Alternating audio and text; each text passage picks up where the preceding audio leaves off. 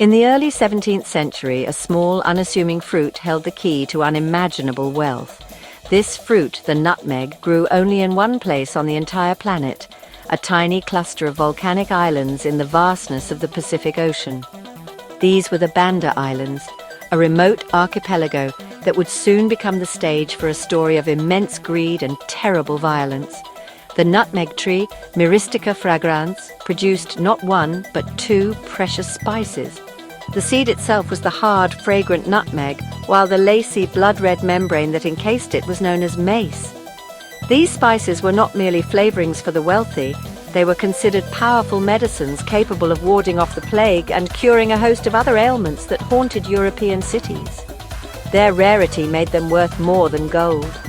A single handful of nutmegs bought in London could set a man up for life, allowing him to purchase a fine house and live in comfort. The spice trade was a dangerous but incredibly lucrative business, controlled for centuries by a long and secretive chain of merchants. Arab traders sailed to the east, buying the spices from local suppliers, who in turn guarded the location of the Spice Islands jealously. The spices then traveled overland through Persia and across the deserts of the Middle East to the bustling ports of Venice and Genoa. Each middleman along this complex route added their own markup, causing the price to skyrocket by the time the spices reached the markets of Amsterdam, Paris, or London. For the ambitious seafaring nations of Europe, this Venetian monopoly was an intolerable situation. The Portuguese were the first to break it, rounding the Cape of Good Hope and bursting into the Indian Ocean. They were soon followed by the Spanish, the English, and most ruthlessly of all, the Dutch. These nations were desperate to find the source of the spices and cut out the middlemen entirely. They dreamed of controlling the trade directly, of loading their ships with nutmeg and mace and sailing them straight back to Europe. The Banda Islands, with their unique and priceless trees, became the ultimate prize in a high-stakes global game of exploration, commerce, and conquest. The Bandanese people, who had lived on these islands for centuries, had a sophisticated trading culture of their own. They welcomed merchants from Java, China, and Arabia, trading their precious spices for rice, cloth, and metal goods. They lived in villages governed by councils of elders, known as the Orang Kaya, or rich men. They had no concept of exclusive trading rights or monopoly. They traded with whoever offered the best terms. This open and competitive approach to commerce was the foundation of their society. It was also something that the newly arrived Europeans, with their single-minded focus on total control, could neither understand nor tolerate. This fundamental clash of worldviews was destined to lead to disaster. The Dutch arrived in the East with a formidable new weapon of commerce, the Verenigde Oost-Indische Compagnie, or VOC. Founded in 1602, the Dutch East India Company was not just a trading firm. It was a state-sponsored behemoth. It had the power to mint its own coins, negotiate treaties, build fortresses, and most importantly, wage war. It was a corporation with the authority of a nation, driven by a single-minded pursuit of profit. Its shareholders in Amsterdam expected a massive return on their investment, and the company's directors were prepared to do whatever it took to deliver it. The VOC's gaze soon fell upon the Banda Islands, the sole source of the world's most valuable spices. The first Dutch ships to reach the Banda Islands in 1599 were met with a mixture of curiosity and caution. The Bandanese had traded with Europeans before, namely the Portuguese, and were willing to do business. The Dutch, however, were different. They were not content to simply trade, they wanted to dominate. They immediately sought to impose exclusive contracts, demanding that the islanders sell their nutmeg and mace only to the VOC. This was a concept entirely alien to the Orang Kaya, who were accustomed to playing different trading partners off against one another to secure the best prices. They saw no reason to bind themselves to a single demanding customer. The Dutch efforts to enforce this monopoly were met with resistance from the very beginning. The Bandanese elders politely but firmly refused to sign away their commercial freedom. They continued to trade with English merchants, who had also arrived in the region and were offering better prices for the spices. This infuriated the Dutch commanders. From their perspective, the Bandanese were untrustworthy and duplicitous. They saw the islanders' adherence to their own trading traditions as a direct challenge to the Vose's authority. The company's response was to become more aggressive, using threats and displays of military power to try and intimidate the Orang Kaya into submission. This initial period was marked by a tense and uneasy stalemate. The VOC built a small trading post, which they soon fortified, turning it into a stone fort named Fort Nassau on the island of Banda Nera. This permanent military presence was a clear statement of intent. It was meant to loom over the Bandanese, a constant reminder of Dutch power and their determination to control the spice trade. The fort was a symbol of a new and brutal era dawning on the islands. The days of friendly, competitive trade were numbered. The Dutch were not there to be partners. They were there to be masters, and a violent confrontation was becoming inevitable. The relationship between the Dutch and the Bandanese was fragile from the outset, built on a foundation of mutual suspicion. The Dutch viewed the Bandanese leaders, the Orang Kaya, as fickle and unreliable partners. They could not grasp a culture where agreements were verbal and flexible, and where loyalty was given to the best trading opportunity, not to a binding written contract. For their part, the Bandanese saw the Dutch as arrogant, demanding, and aggressive. The Europeans' insistence on exclusive rights felt like an attempt to enslave them economically, stripping them of their autonomy and their primary source of livelihood. This cultural chasm was too wide to be bridged by simple negotiation. The situation steadily deteriorated as the VOC tried to enforce its will. Dutch ships patrolled the waters between the islands, attempting to block Javanese, Malay, and English traders from reaching the shores. This was a direct assault on the Bandanese way of life. The islanders responded with defiance, continuing to trade secretly with anyone who defied the Dutch blockade. To the VOC commanders, this was an act of rebellion. They saw the English, their main European rivals, as particularly troublesome, accusing them of inciting the locals and undermining Dutch authority. The atmosphere grew thick with tension, and minor disputes frequently threatened to escalate into open conflict. The Dutch believed that the Bandanese needed to be taught a lesson in obedience. They felt that their authority, granted by the Charter of the VOC, was absolute. The Orang Kaya, on the other hand, saw themselves as the rightful rulers of their own land. They had managed their affairs and their trade for generations without outside interference, and were not prepared to bow to these newcomers from Europe. The construction of Fort Nassau on Banda Nera was a particularly sore point. It was a permanent stone fortress on their land, a clear and ominous sign that the Dutch intended to stay and to rule, not merely to trade as equals. This clash of wills created a powder keg, needing only a single spark to explode. The Dutch felt their commercial ambitions were being thwarted by the stubbornness of the islanders. The Bandanese felt their freedom and their very culture were under threat from the overbearing foreigners. Neither side was willing to back down.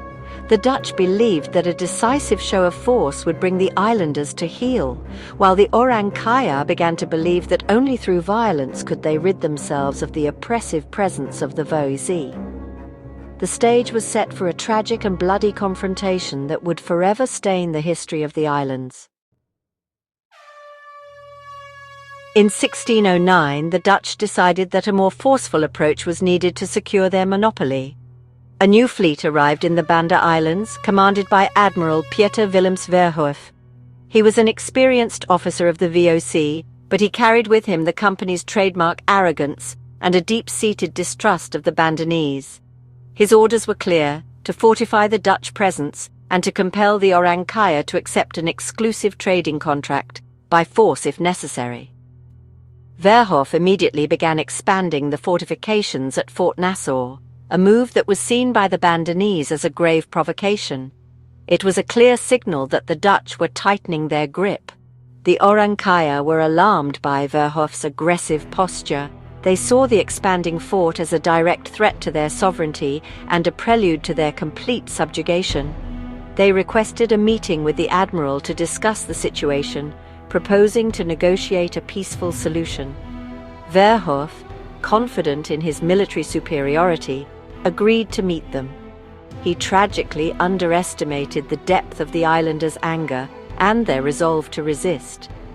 He saw them as primitive traders who would ultimately be cowed by a display of European power. He agreed to meet a council of elders in a grove of trees, a short distance from the safety of his fort. On a fateful day in May 1609, Admiral Verhoeff walked into a carefully planned trap. Accompanied by a party of his most senior officers and a small guard, he left the security of Fort Nassau to attend the peace talks. The Bandanese leaders led him and his men into the woods, away from the shore and the watchful eyes of the Dutch ships. Once they were deep within the forest, hundreds of Bandanese warriors emerged from their hiding places. The Dutch were surrounded and hopelessly outnumbered. The attack was swift and brutal. The islanders, armed with spears, swords, and knives, fell upon the Dutch party with ferocious determination. Admiral Verhoeff was killed, along with dozens of his men. It was a stunning and humiliating blow to the VOC. The Bandanese had decapitated the Dutch command structure in a single decisive stroke. For the islanders, it was a desperate act of resistance against a foreign invader. For the Dutch, however, it was an unforgivable act of treachery and murder. News of the ambush sent shockwaves back to the company's headquarters in Amsterdam. The killing of a high-ranking admiral could not go unpunished. The event cemented the Dutch view of the Bandanese as savage and untrustworthy, justifying any and all future acts of retribution.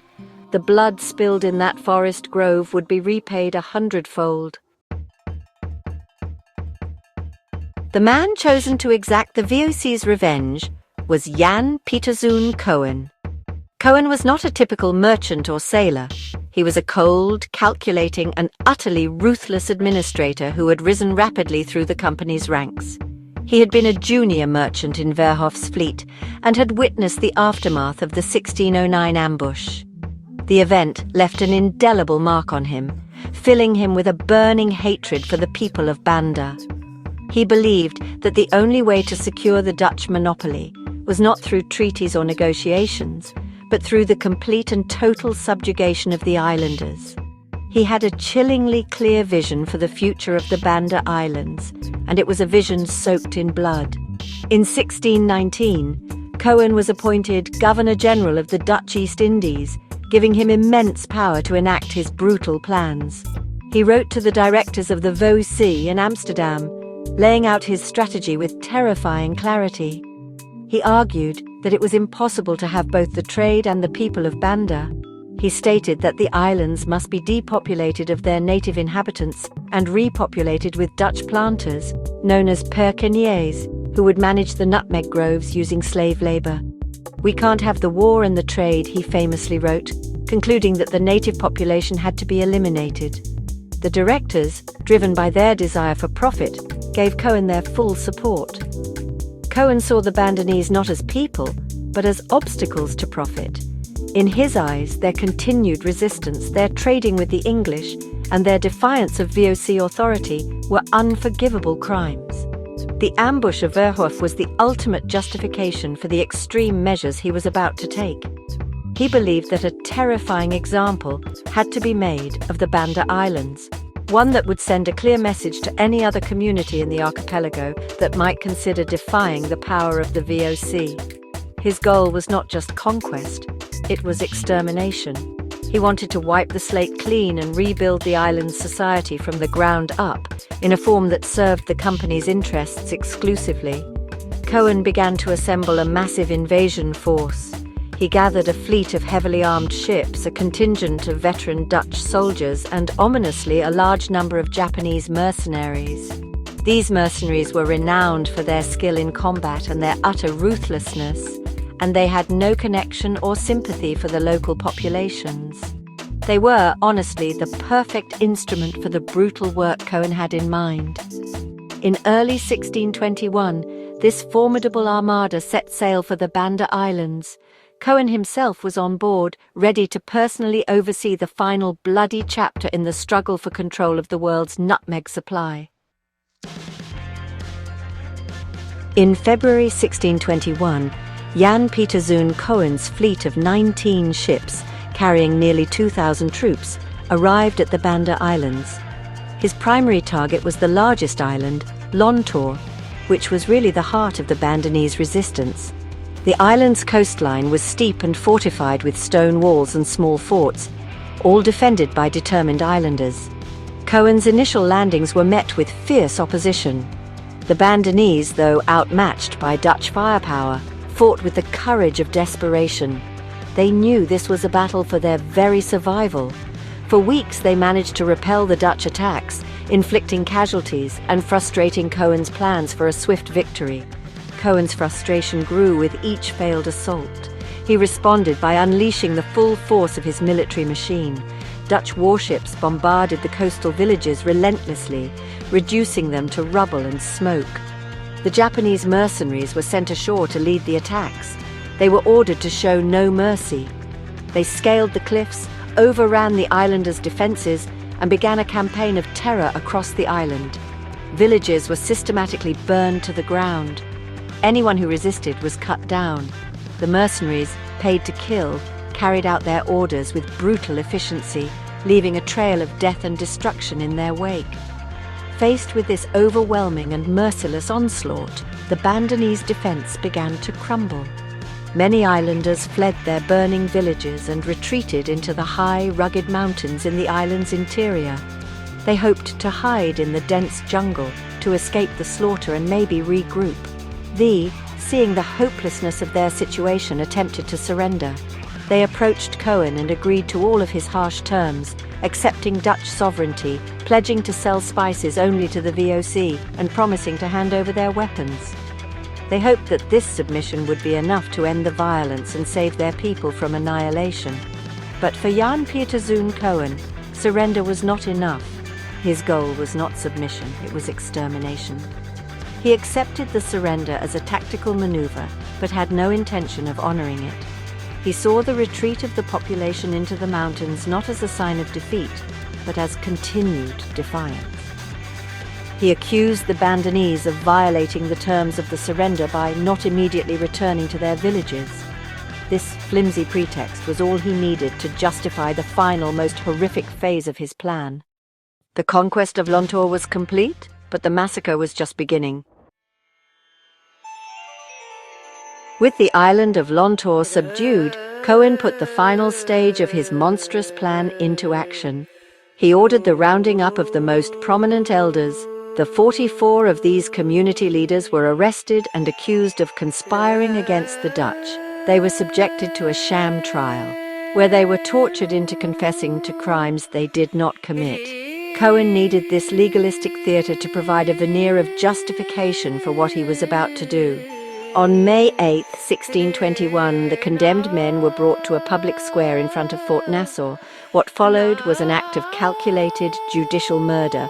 The 44 were brutally executed by the Japanese mercenaries. They were systematically dismembered, their heads and body parts impaled on bamboo stakes and displayed publicly as a terrifying warning. This gruesome spectacle was designed to break the spirit of any remaining resistance. It was an act of pure terror, meant to demonstrate the absolute and merciless power of the VOC. With the island's leadership physically eliminated, the rest of the population was left defenseless and at the mercy of Coen's soldiers. Following the executions, Coen ordered his troops to sweep through the islands and hunt down the thousands of Bandanese who had fled into the mountains. What ensued was a systematic campaign of extermination. Soldiers and mercenaries scoured the hills and jungles, killing any islander they found. Many Bandanese, trapped on cliffs and facing certain death or capture, chose to jump to their deaths rather than fall into the hands of Coen's men. Others starved to death in their mountain hideouts, cut off from all sources of food and water. The slaughter was indiscriminate, with men, women and children all becoming victims of the VOC's genocidal policy. By the end of this brutal campaign, the Banda Islands had been almost entirely depopulated. Of an original population estimated to be around 15,000 people, only about 1,000 survived. Some managed to escape in canoes to neighboring islands, carrying with them the horrific story of what had happened. The rest, mostly women and children, were captured and sold into slavery. In a matter of a few months, Pieterszoon Coen had effectively wiped an entire society off the face of the earth. He had achieved his goal. The nutmeg groves were now entirely in Dutch hands, and the problem of the native population had been solved with a finality that was truly terrifying. With the Bandanese people either dead, enslaved or fled, Pieterszoon Coen set about creating his new society.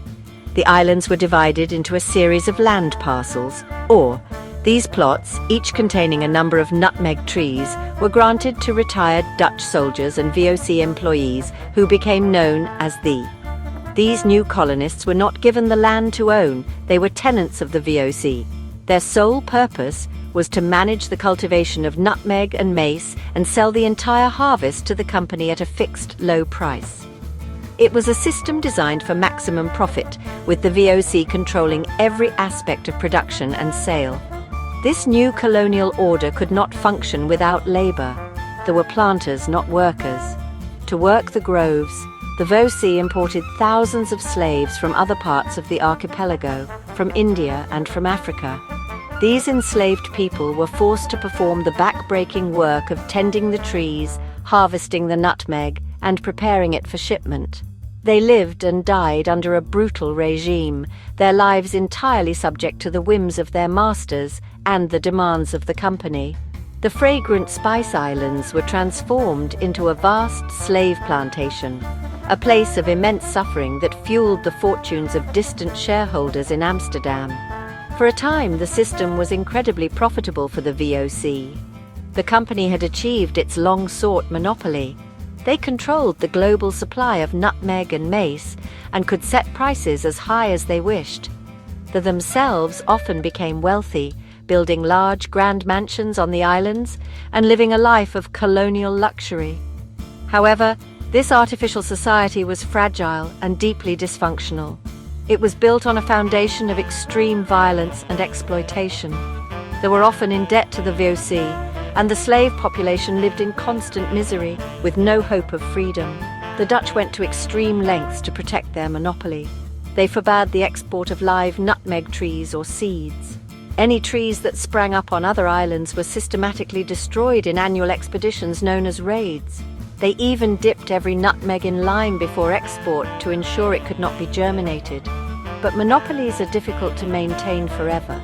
In the late 18th century, a French adventurer named Pierre Poivre managed to smuggle nutmeg seedlings out of the islands and successfully cultivate them on the French colony of Mauritius. Soon after, the British seized the Banda Islands during the Napoleonic Wars and transplanted the trees to their own colonies, forever breaking the Dutch monopoly. Coen's brutal creation ultimately failed. The events of 1621 cast a long and dark shadow over the Banda Islands, a shadow that lingers to this day. The massacre was not just an act of war, it was a genocide, a deliberate attempt to erase a people and their culture from existence for commercial gain. The trauma of this event is woven into the very fabric of the islands. The descendants of the few survivors and of the slaves and laborers later brought to the islands live among the ghosts of this violent past.